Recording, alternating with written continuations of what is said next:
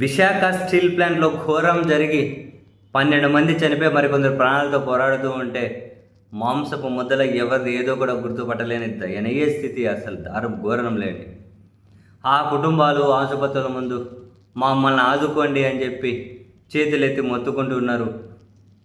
చివరికి పరామర్శకు వచ్చినటువంటి హోంశాఖ మంత్రి గారు ఈ ఆసుపత్రి మొహం చూడకుండానే వెళ్ళిపోయారు అని చెప్పి ఇక్కడ పల్లా శ్రీనివాస్ గారు వచ్చి అయ్యా మాకు న్యాయం చేయండి, ఎక్స్గ్రేషియా ప్రకటించండి అని అడిగితే 11 లక్షలు ఇస్తాం ఒక కుటుంబానికి అని, అది కూడా ప్రభుత్వం కాదు వాళ్ళకున్న ఇన్సూరెన్స్ ఏదైతే ఉందో ఆ ఇన్సూరెన్స్ డబ్బులు వస్తుంది అని చెప్పి ఆయన అట్లా అంటున్నారని, అదేంది ఇంత ఘోరం జరిగితే మీరు ఎక్స్గ్రేషియా 50 లక్షలు కోటి రూపాయలు ప్రకటించండి అని చెప్పి వాళ్ళు అడుగుతున్నారు. కోటి రూపాయలు ప్రకటించండి అని చెప్పి వాళ్ళు మాట్లాడుతూ ఉన్న పల్లా శ్రీనివాస్ గారు అక్కడి నుంచి వెళ్ళిపోతే అక్కడ బాధితులు తీవ్ర ఆగ్రహాన్ని వ్యక్తం చేశారు.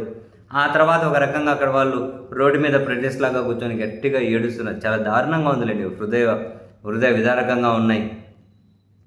వాళ్ళు ఆ ఏడుస్తూ కూడా వాళ్ళు పవన్ కళ్యాణ్ గారిని అంటూ ఉన్నారు, అయ్యా మిమ్మల్ని నమ్మినాం, నువ్వు గొప్ప నాయకుడు అని చెప్పి మేము ఆశపడ్డాం.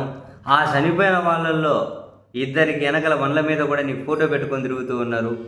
నువ్వంటే పిచ్చి, నిన్ను విపరీతంగా అభిమానించారు, నీకు ఓట్లు వేయమని చెప్పి వాళ్ళకి తెలిసిన కుటుంబాలన్నిటికీ చెప్పి తిరిగారు. అటువంటి వ్యక్తులు ఘోరంగా చనిపోయారు. అధికారంలో ఉన్నావు, కనీసం నోరు తెరిచి మాట్లాడవా, మాకు మద్దతుగా ఉండవా, బాధిత కుటుంబాల వైపు నిలబడవా, చాలా పెద్ద పెద్ద మాటలు మాట్లాడితే నిజమని చెప్పి అనుకున్నామే, ఇటువంటి సందర్భంలో స్పందించవా, రావా, మాకు ఎక్స్గ్రేషియా ప్రకటించమని చెప్పి అడగవా, మా కుటుంబాలను పరామర్శివా, మా దగ్గరికి వచ్చి అసలు మమ్మల్ని ఆదుకోవాలని చెప్పి చెప్పవా, నిన్ను ఘోరంగా పిచ్చి పిచ్చిగా అభిమానించినందుకు మాకు ఇది శిక్షణ, మాకు ఇది గిఫ్ట్ అని పాపం వాళ్ళు బాధలు ఆవేదనలు ఏదో మాట్లాడుతూ ఉన్నారు.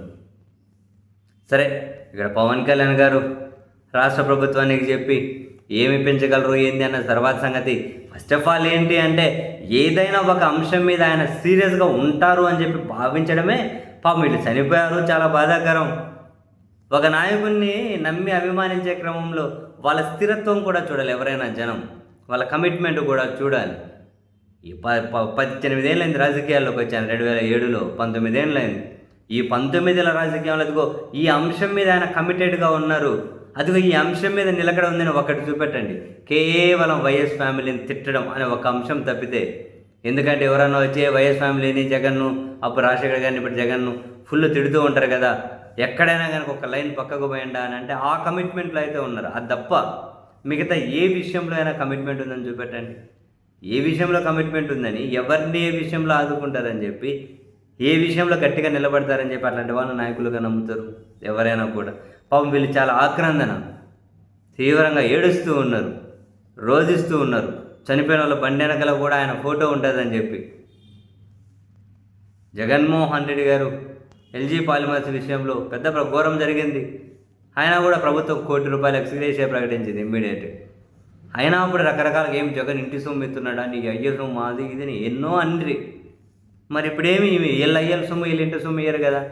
మరి బాధితులకు నష్టపరిహారం నుంచి కనీసం ఆ కుటుంబాలను ఆదుకోండి, రోడ్డును పడకుండా ఆ కుటుంబాలను ఆదుకోండి. మరి ఇంత ఘోరం జరిగింది కదా, ప్రభుత్వాల వైపు నుంచి తప్పు ఉంది కదా, రాష్ట్రమా కేంద్రమా ఏదైనా కానీ అండి తప్పైతే ఉంది కదా, మరి ఆదుకోండి, ఏముంది.